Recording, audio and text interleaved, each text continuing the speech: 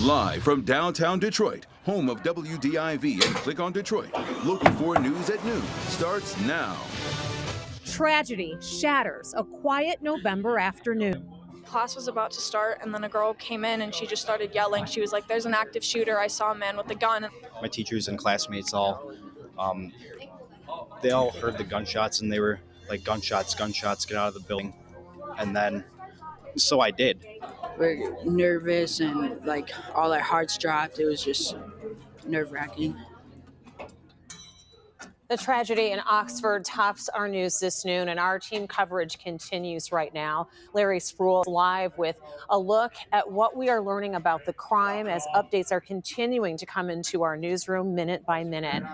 And we also have a closer look at the victims as we remember some of the young lives that were cut too short too soon. Our Megan Woods attended a vigil this morning at St. Joseph Catholic Church in Lake Orion as the community continues to mourn. Here is a look at what we know so far about this deadly shooting that took place less than 24 hours ago. First, at this hour, 3 children are confirmed dead, 7 other students and 1 teacher injured from gunshot wounds. One of the injured students is a 14-year-old girl listed in critical condition and currently on a ventilator. 2 other students are also critical. This as a 15-year-old male sophomore who is alleged to be the gunman remains at Oakland County's Children's Village under suicide watch.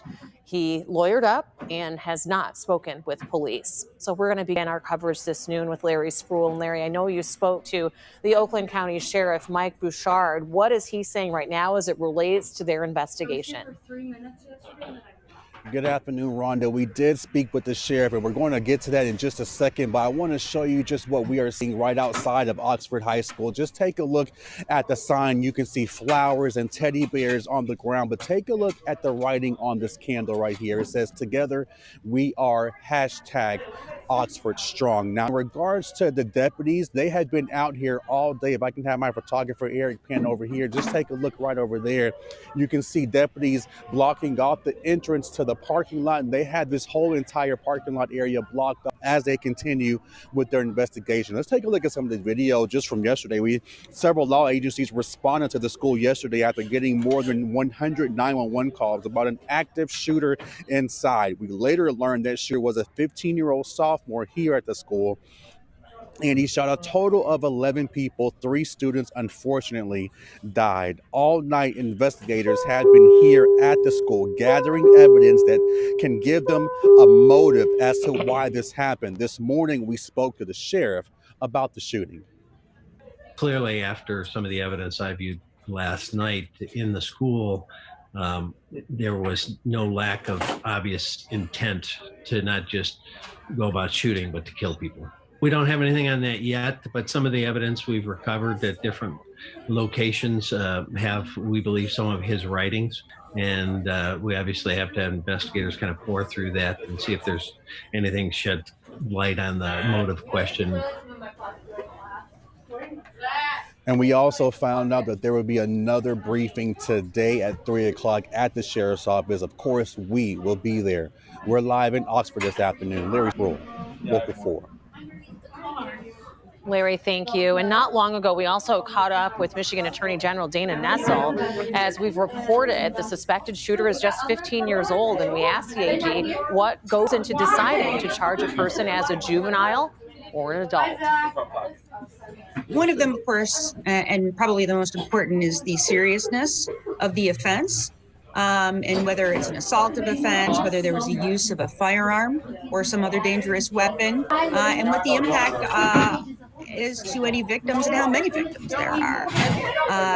But there are a number of other considerations that they normally look at. They look at, what the record is, or if one exists, of the juvenile, and whether that be a case record or a record of some disturbances at school or any other kinds of potentially delinquent behavior.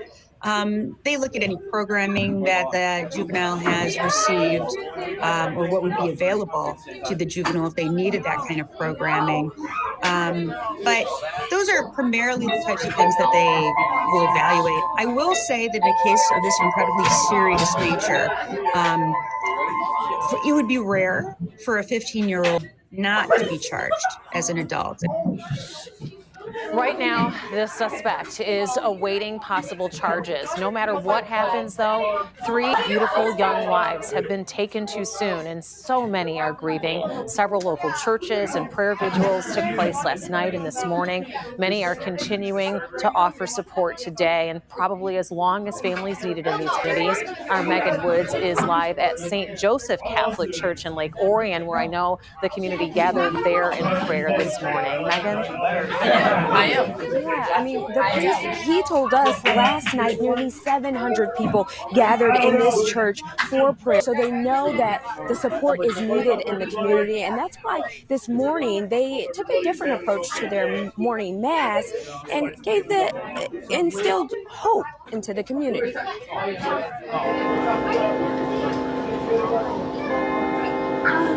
Each pew this morning was filled with a different prayer. We pray that you grant eternal rest to those who have died, and medicine. Some prayed to heal the pain. It's just unfathomable, and we just hurt so much for those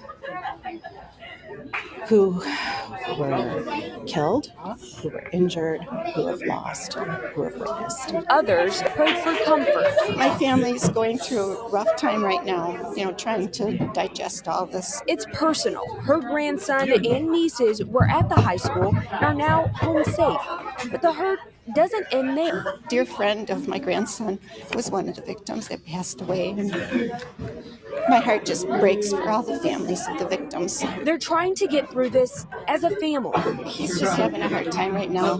He's home, and my niece is a student at MSU. She came home last night just to be together with the family. And as hard as it may be, time in the sanctuary brings peace. I hope our prayers strengthen them to get through this horrible tragedy. St. Joseph Catholic Church also has its own school, K-8, and in fact, one of the teenagers that was killed, Tate Meyer, attended the school, played football here, and today the school is closed, but teachers are getting trained on how to deal with this and how to help their students get along and sort through all of this. Live in Lake Orion, I'm Megan Woods, Local 4. It's such a difficult road ahead for so many that are impacted by this. Megan, thank you. Well, we know that the quick action from both law enforcement and those impacted potentially saved a lot of lives. Oxford High School had a very specific safety plan. Backpacks are not allowed, just small string bags. The school has a sophisticated camera system, and all classroom doors can lock from the inside. Students also go through ALICE training. It's something called ALICE training, and Devin Skillian explains what it is. It is a kind of insurance no one wants to think about needing, and yet school leaders must think about such things.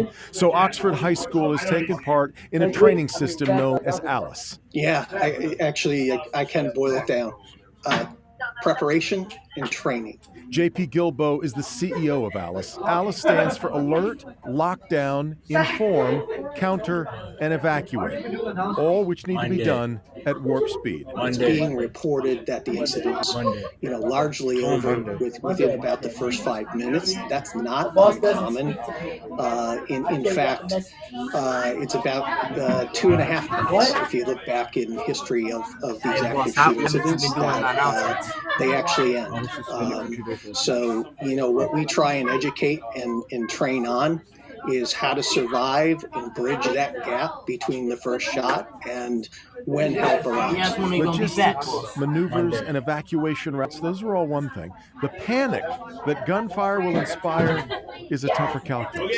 That's why Gilbo says training for all school employees is critical. You can break through that freeze mode. Without that training, your body and your psychological response takes over.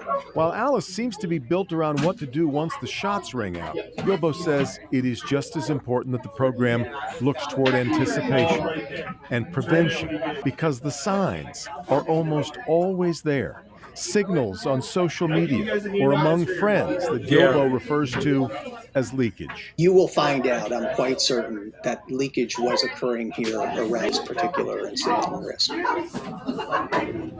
that is our Devin Skillian providing more insight on the type of training that schools are going through these days. Please stay with us, both on the air and online at clickondetroit.com. We'll continue to gather and keep you updated with all of the latest information. Still to come, after a couple of inches of snow this week, we are tracking light rain and a warm-up on the first day of December. Multiple forecasters will have it for you coming up.